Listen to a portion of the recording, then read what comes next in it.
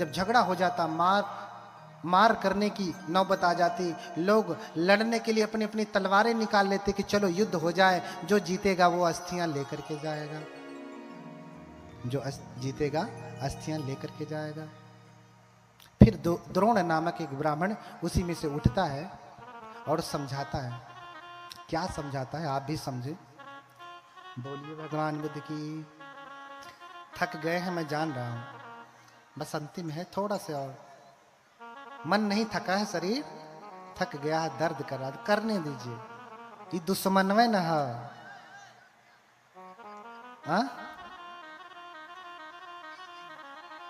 बोलिए भगवान बुद्ध की। तो द्रोण समझाते, क्या समझाते। सुनंतु भोंतो ममेक वाचन अमहक्कं बुद्धो अहो खंतिवादो नहीं उत्तम यंग उत्तम पुगलस शरीर भागे सिया संपहारो। कहते हैं कि मेरी सभी बातें सुने, सभी लोग सुने। क्या सुने। अमहक्कं बुद्धो अहो खंतिवादो, हमारे बुद्ध जो हैं खंतिवादी हैं। और बुद्ध खंतिवादी हैं तो उन्हीं के शरीर की धातु के लिए अगर हम लड़ाई करें तो नहीं उत्तम यंग उत्तम पुगलस, उत्तम व्यक्ति के लिए, श्रेष्ठ व्यक्ति के लिए ये शोभा नहीं देता कि खंतिवादी भगवान के लिए वो लड़ाई करें, उनकी अस्थियों के लिए लड़ाई करें। तो फिर बोले सब क्या करना चाहिए फिर। तो कहते हैं सब्बे वो भोंतो सहिता समग्गा शरीर धातुम करो मठ भागे विथारिका हो तु दिशा सुथोपा सब्बे जना चक्षु मंतो प्रसन्नाति।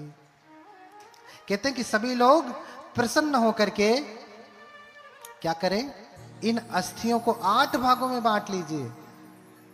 क्या करें, 8 भागों में बांट लीजिए और अपने अपने जगह पे ले जाइए, अपने अपने राज्य में ले जाइए, वहां वहां स्तूप बनाइए। और अगर एक स्तूप बनाएंगे तो अधिक लोग पूजा नहीं कर पाएंगे, सभी लोग एक जगह नहीं पहुंच सकते। कुछ लोग सारनाथ जा सकते हैं, कुछ लोग बोध गया जा सकते हैं, कुछ लोग लुम्बिनी जा सकते हैं, कुछ लोग कुशीनगर जा सकते हैं ना। तो 8 जगहों पे बनाएंगे तो लोगों के लिए पहुंचना आसान होगा। जिसके लिए जो स्तूप नजदीक होगा वहां पहुंच करके बुद्ध की पूजा कर लेगा। बोलिए भगवान बुद्ध की। तो झगड़ा छुड़ाया, झगड़ा छुड़ाया। 8 भागों में अस्थियां बची और जिस पात्र से बांटा उस पात्र को द्रोण ने अपने पास रख लिया और उसने स्तूप बनवाया। और जहां भगवान को जलाया गया था, जिसे आज रामा भार स्तूप कहते हैं ना, वहां पे स्तूप बनाया गया। क्या किया गया, स्तूप बनाया गया। और महापरिनिर्वाण से पहले भगवान ने आनंद को निर्देश दिया था। क्या निर्देश दिया था कि आनंद, ये जो श्रद्धालु कुलपुत्र है ना, कुलपुत्रियां हैं, इनको 4 धामों की यात्रा करनी चाहिए। किसकी? 4 धामों की यात्रा करनी चाहिए। यथच भगवा जातो यथ यानंग पटिलाभो यथच धम्मंगाकाश यथच परिनिब्बुतो। जहां भगवान ने जन्म लिया, जहां ज्ञान प्राप्त किया, जहां पहला उपदेश दिया और जहां परिनिर्वाण प्राप्त किए,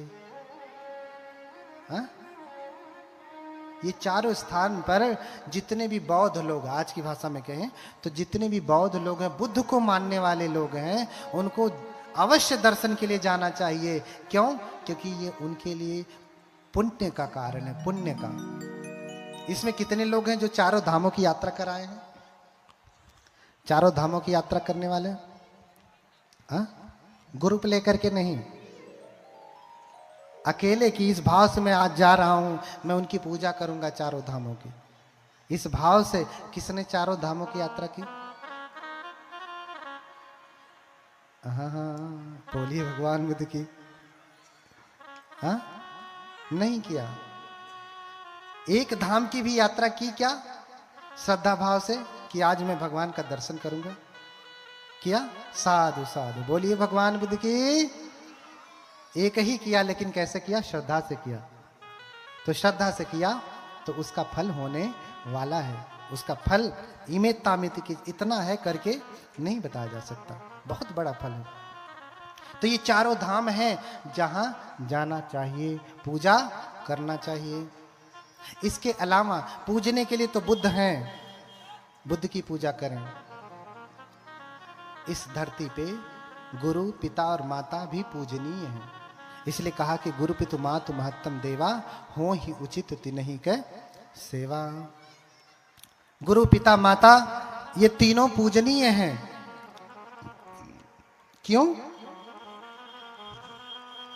क्योंकि ये सबसे बड़े देवता हैं। बुद्ध की पूजा के बाद फिर किसकी पूजा करना है?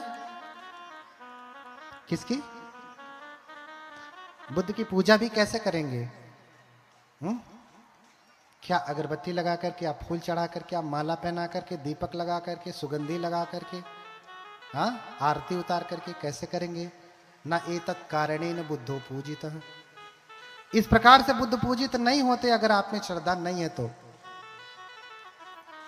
ये तब सही सिद्ध होगा जब आपके भीतर श्रद्धा है, तब फिर आप दीपक जलाइए, फूल चढ़ाइए, आरती उतारिए, जैसे भी आपके मन में भाव जगता है पूजा करने की, पूजा करिए, फिर आपके लिए ये लाभकारी होगा। अष्टमी, पूर्णिमा, अमावस्या को उपोषित रखिए, उपोषित रखिए। उस दिन 12 बजे से पहले भोजन करिए, 4 ही बजे उठ जाइए, नहाइए धोइए, भगवान बुद्ध को की पूजा करिए, पंचशील ग्रहण करिए, अष्टशील ग्रहण करिए। उस दिन हत्या मत करिए, उस दिन चोरी मत करिए। उस दिन हत्या का मतलब सीधे मेरे कहने का तात्पर्य है। और छोटे छोटे चीटे, कीड़े मकोड़े, जो कुछ भी दिख जाए हत्या नहीं करना, न शरीर से न वाणी से। कभी कभी आदमी शरीर से नहीं मारता, वाणी से मार देता है।